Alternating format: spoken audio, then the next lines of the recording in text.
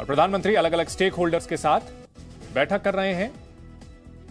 स्वास्थ्य मंत्री भी बैठक में शामिल, पीएमओ के अधिकारी शामिल हैं, अलग अलग सचिव अलग अलग विभागों के, उड्डयन विभाग के भी हैं, विदेश मंत्रालय के भी प्रधानमंत्री उच्च स्तरीय बैठक कर रहे हैं, जिसमें कोविड के BF7 वेरिएंट को लेकर बने हालात पर चर्चा हो रही है। गृह मंत्री अमित शाह भी बैठक में मौजूद। ऑनलाइन ये बैठक की जा रही है वीडियो कॉन्फ्रेंसिंग के जरिए। जी न्यूज पर एक्सक्लूसिव तस्वीरें अपने दर्शकों को हम दिखा रहे हैं। कोविड के BF7 वेरिएंट को लेकर के भारत की तैयारी किस तरह से हो, भारत किस तरह से कोविड के इस नए वेरिएंट को जवाब दे। वो कोविड वेरिएंट जिसने की चीन में भी तबाही मचा रखी है। चीन में अस्पताल फुल पड़े हुए हैं। वहां यह स्थिति है कि अब शवों का क्रिमेशन करने के लिए वहां जगह नहीं मिल रही है, अंतिम संस्कार करने की जगह नहीं मिल रही है।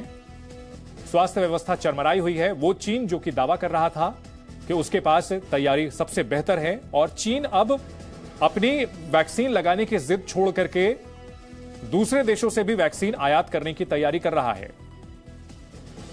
पूरी दुनिया में लगभग 5 लाख केसेस रोजाना आ रहे हैं। ऐसे में भारत को सतर्क रहने की जरूरत है। विदेश से आने वाले जो यात्री हैं उनकी रैंडम टेस्टिंग एयरपोर्ट पर ही शुरू कर दी गई है। रविंद्र हमारे साथ इस बड़ी खबर पर जुड़े हुए हैं। रविंद्र, हम तस्वीरों में देख पा रहे हैं बैठक शुरू हो गई है। अहम बैठक, किन किन अहम मुद्दों पर यह चर्चा होगी, क्या कुछ एक्शन प्लान की तैयारी होगी? बिल्कुल, आप देखिए कि जो जैसा कि मैंने पहले भी आपसे बातचीत हुई कि उसमें स्वास्थ्य मंत्रालय द्वारा एक प्रेजेंटेशन दिया गया है और दिया भी जा रहा है, जिसमें कि मौजूदा हालात कैसे हैं कोविड के नए वेरिएंट का, और इस पूरे विश्व में अभी क्या स्थिति है, हमारी अभी तक की क्या तैयारी है अलग अलग वेरिएंट की, और संभावित जो वेरिएंट है वो अगर आ रहा है तो कितना स्प्रेड करेगा, अगर स्प्रेड करता है तो उसके लिए हमने क्या क्या अभी से तैयारी कर रखी है या तैयारी करने वाले हैं। राज्यों को क्या क्या एडवाइजरी जारी किया जाएगा, राज्यों को कैसे पालन किया जाएगा, और कौन कौन सा कब कब मीटिंग हम करेंगे जल्दी जल्दी राज्यों के साथ, तो कोऑर्डिनेशन के लेकर भी, ट्रैकिंग को लेकर भी, और बाकी चीजें जो है जो बूस्टर डोज है उस पर जो अभी तक मात्र 22.5 करोड़ लोग ही लगाए हैं, तो उसको हम आगे कैसे और बढ़ाएंगे, तरह तरह की बातें जो है वो प्रेजेंटेशन के जरिए बताया जा रहा है, दिखाया जा रहा है। और आप तस्वीरों में जो दर्शक को दिखाए हैं, प्रधानमंत्री नरेंद्र मोदी पूरी गंभीरता से उसे देख भी रहे हैं, सुन भी रहे हैं। गृह मंत्री अमित शाह हैं, मंडाविया हैं, अनेक अधिकारी हैं, विशेषज्ञ हैं मंत्रालयों के, संबंधित मंत्रालय के। तो जाहिर सी बात है इसमें भीड़ भाड़, सार्वजनिक क्षेत्र में कैसे लोग जो सार्वजनिक जगहों पर भीड़ होती है तो उसको कैसे कंट्रोल करेगी राज्य सरकारें, या फिर एयरपोर्ट पर कैसे इसको कंट्रोल किया जाए, जो आ रहे हैं लोग उनको कैसे अलग थलग किया रखा जाए, या फिर उनको कोविड प्रोटोकॉल के तहत कैसे जांच की जाए, सब तरह का इसमें प्रेजेंटेशन दिया जा रहा है। और उसके बाद एक निर्णय होगा कि राज्यों को किस तरह से एडवाइजरी जारी हो कि पूरे देश में एक समान नीति हो कोविड के नए वेरिएंट के खिलाफ लड़ने को लेकर। बिल्कुल, कोविड के खिलाफ लड़ने को लेकर के क्या रणनीति हो, इसको लेकर के ये बैठक की जा रही है। प्रधानमंत्री के साथ साथ गृह मंत्री, स्वास्थ्य मंत्री, उड्डयन मंत्री, तमाम विभागों के सचिव यहां इस बैठक में मौजूद। क्या कदम उठाए जा रहे हैं, क्या कदम उठाए जाएंगे, आगे की रणनीति पर चर्चा की जाएगी। रवि भी हमारे साथ बने हुए हैं। रवि, अगर बात की जाए कोविड को लेकर के, भारत में यह कहा जा रहा है कि हर्ड इम्यूनिटी आ चुकी थी क्योंकि भारत की अधिकतर आबादी को कोविड हो चुका था, और चीन के जो हालात हैं वहां जीरो कोविड पॉलिसी अपनाई गई थी, और इस वजह से अब जाकर के हालात विस्फोटक हुए हैं। ऐसे में भारत में फिलहाल बहुत घबराने की जरूरत नहीं है।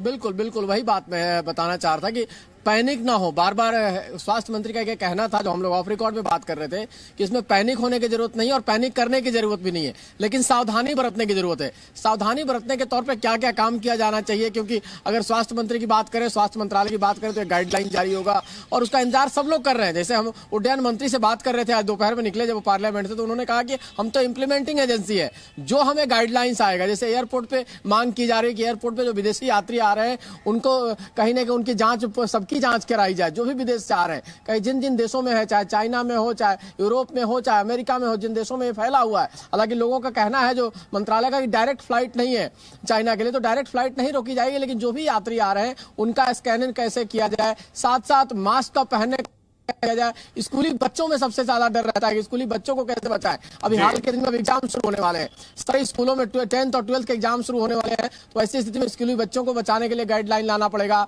जो भीड़ भाड़ वाली जगह होती है, जैसे रैलियां होती है, जो कार्यक्रम होता है, उनमें कैसे सोशल डिस्टेंसिंग मेंटेन किया जाए, उसके लिए कार्यक्रम लाना पड़ेगा। लेकिन एहतियात बरतना है, घबराना नहीं है, पैनिक नहीं करना है, क्योंकि पैनिक करने से लोग परेशान होते हैं। और पिछले जो कोरोना आया था, जो फर्स्ट सेकंड थर्ड वेव, उसमें आपने देखा था कि पैनिक से कई लोग परेशान और कई सारी डेथ्स भी हुई थी। तो पैनिक में नहीं आना है, सावधानी बरतना है, और सावधानी बरतने के लिए सरकार पूरी तैयारी करेगी और सरकार बार बार इस तरह का मैसेज भी देगी। जी बिल्कुल। और रविंद्र, अगर बात की जाए भारत की, तो भारत कोविड के दौरान दुनिया की फार्मेसी बनकर के उभरा था।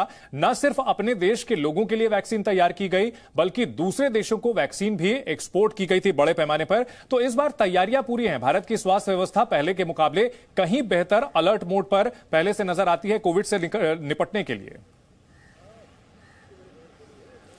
बिल्कुल, जब फर्स्ट फेज आया था तो आपने सबने देखा कि उस समय हमारे पास न दवा थे न हॉस्पिटल थे। उस फर्स्ट फेज के आते आते हमने इसको तैयारी कर ली। सेकंड फेज आया तो ऑक्सीजन की कमी होने लगी। इसके बारे में किसी ने सोचा नहीं था। तो ऑक्सीजन प्लांट आप पूरे देश में लगाने के लिए केंद्र सरकार ने उसमें पैसे दिए, राज्यों ने लगाए हैं। तो थर्ड फेज में दवा और इंजेक्शन की बात हुई थी, वैक्सीन की बात हुई थी।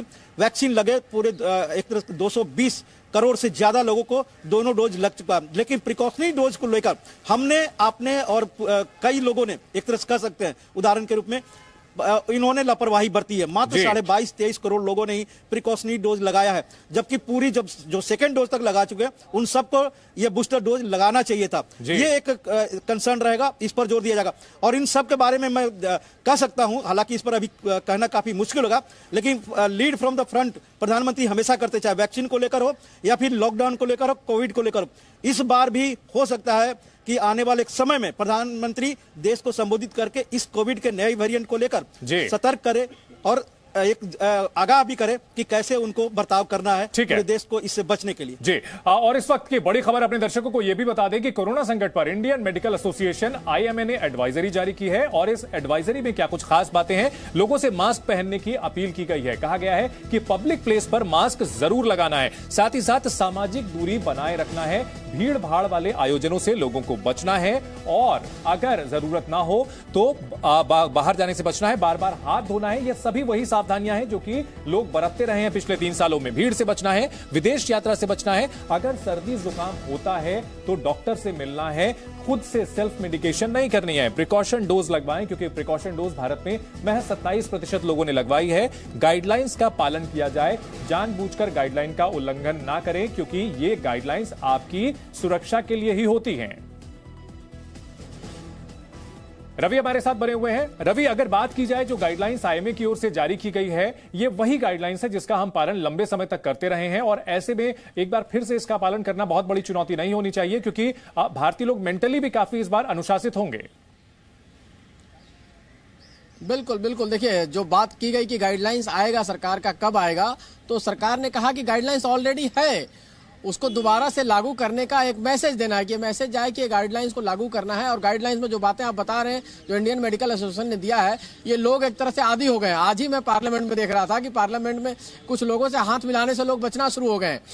कई सांसद कह रहे हैं कि अब नमस्ते किया जाए, कोरोना नमस्ते किया जाए, खासतौर पर नमस्ते करके रहा जाए, हाथ मिलाने से बचा जाए। मास्क पहनते हुए देखा था मैंने ज्यादातर लोगों को, जितने सिक्योरिटी के स्टाफ हैं जिनको कहा भी गया है, और उसके अलावा भी हमारे पत्रकार साथी भी कई अब मास्क पहनना शुरू कर रहे हैं। और इसके अलावा साथ साथ सोशल डिस्टेंसिंग तो अभी फिलहाल नहीं है, लेकिन कोशिश किया जा रहा है कि सोशल डिस्टेंसिंग अब धीरे धीरे बढ़े। तो यही सब चीजें, देखिए एहतियात सबसे बड़ी चीज होती है किसी भी बीमारी से बचने के लिए, और कोरोना में खास तौर पे। देखिए जो बीमारी है, जो वायरस है, उससे आप भाग नहीं सकते हैं, लेकिन उससे बचने का तरीका जो है उसको अपना सकते हैं। और ये तरीका यही है कि आप हाथ की धुलाई करें, मास्क आप पहने, सोशल डिस्टेंसिंग मेंटेन करें, और गाइडलाइंस में और सारी चीजें आएंगे। तो स्टेट्स को गाइडलाइन देना होगा, क्योंकि सेंटर जब गाइडलाइन तय करेगा तो स्टेट के पास जाएगा, स्टेट उसको लागू करना शुरू करेंगे, चाहे वो दिल्ली हो, चाहे राजस्थान हो, चाहे मध्य प्रदेश हो, चाहे छत्तीसगढ़ हो, चाहे बिहार हो। तमाम राज्यों के में बैठ के कई जगह राज्यों में शुरू हो गई है इसको लेकर, तो कई राज्यों को फॉलो करना पड़ेगा। तो गाइडलाइंस आज जो आएगा, आज बैठक के बाद जल्द ही एक गाइडलाइन जारी होगा, और गाइडलाइंस को सबको फॉलो करना होगा। बिल्कुल। और रविंद्र, साथ ही साथ इस मामले में सरकार को एक तरफा गाइडलाइन जारी करने के साथ साथ सबको भरोसे में भी लेना चाहिए। सभी राज्यों के मुख्यमंत्रियों को,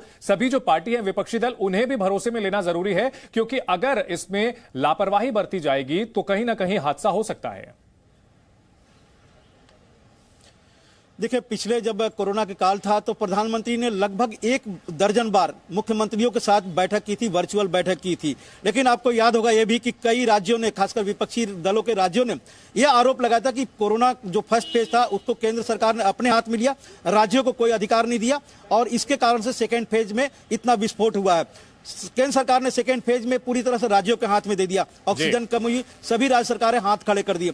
तो जैसा कि आपने राहुल गांधी का बयान देखा, उसी तरह के बयान पहले आते रहे हैं और आपने कहा कि केंद्र सरकार भरोसे में लेने की पूरी कोशिश करती है। प्रधानमंत्री एक बार फिर से सभी मुख्यमंत्रियों के साथ बात भी करेंगे। ये तय मान के चलिए कि आने वाले 1 सप्ताह के अंदर वो सभी मुख्यमंत्रियों के साथ वर्चुअल बैठक करेंगे ही, देश को संबोधित करेंगे ही। लेकिन सियासत इस पर भी नहीं रुकती है। दवा कमी होगी तो केंद्र सरकार जिम्मेवार, ऑक्सीजन कमी होगी तो केंद्र सरकार जिम्मेवार, हॉस्पिटल नहीं है केंद्र सरकार जिम्मेवार, पैसा नहीं है केंद्र सरकार जिम्मेवार। ये तो आरोप प्रत्यारोप लगते रहेगा। लेकिन जाहिर सी बात है, हमेशा प्रधानमंत्री अपील करते हैं कि सियासत दूर छोड़िए, कोरोना पर एकजुट होकर लड़िए और यही अपील आने वाले दिनों में वो करेंगे।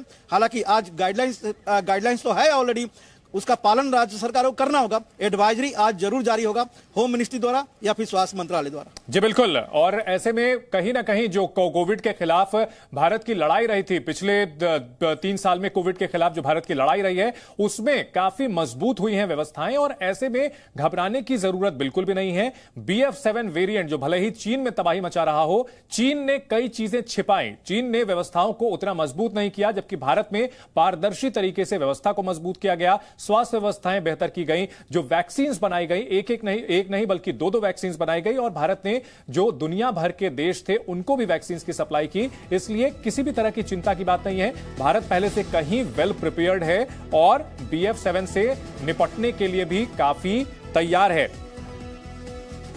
नए वेरिएंट BF7 को लेकर के जो जानकारी मिल रही है, ये ओमिक्रॉन का सबसे मजबूत वेरिएंट है जो कि बहुत तेजी से फैलता है। एक संक्रमित मरीज 10 से 18 लोगों को संक्रमित कर सकता है। ये तमाम जानकारियां आ रही हैं BF7 के बारे में। लक्षण संक्रमित होने के बाद तुरंत सामने आते हैं, बुखार, थकान, गले में खराश, लगातार खांसी। लक्षण सीने में दर्द होता है, पेट दर्द होता है, उल्टी, दस्त। एंटीबॉडी को भी चकमा देने में सक्षम है। BF7 कमजोर इम्यूनिटी वालों के लिए घातक है। चीन में बुजुर्ग मरीजों की संख्या सबसे ज्यादा है कोविड से निपटने के। कोविड के शिकार हुए लोगों की चीन के इनर मंगोलिया प्रांत में पहला केस मिला और भारत में भी इसके 3 केसेस अभी तक मिले हैं। लेकिन America, Britain, Belgium, Germany, France, Denmark समेत कई यूरोपीय देशों में इसके केसेस ज्यादा मिले हैं। भारत में 3 केसेस मिलने की अभी तक जानकारी मिली है। रवि हमारे साथ बने हुए हैं। रवि, अगर भारत के लोगों की बात की जाए तो भारत में कहीं ना कहीं कोविड से लोग परेशान हो चुके थे और ये मान गए थे कि एंडेमिक हो चुका है। ऐसे में फिर से दोबारा लौटना उन्हीं सारे प्रतिबंधों में कितना मुश्किल होगा लोगों को फिर से इन जो तमाम नियम है इनका पालन कराना? देखिए, मजबूरी में लोगों को पालन तो करना पड़ेगा क्योंकि कहते हैं ना, जान है तो जहान है। तो इसलिए जान बचाने के लिए सब चीजों का पालन करना पड़ेगा। लेकिन दिक्कत यह है कि आपने देखने इस पर बहुत असर पड़ता है।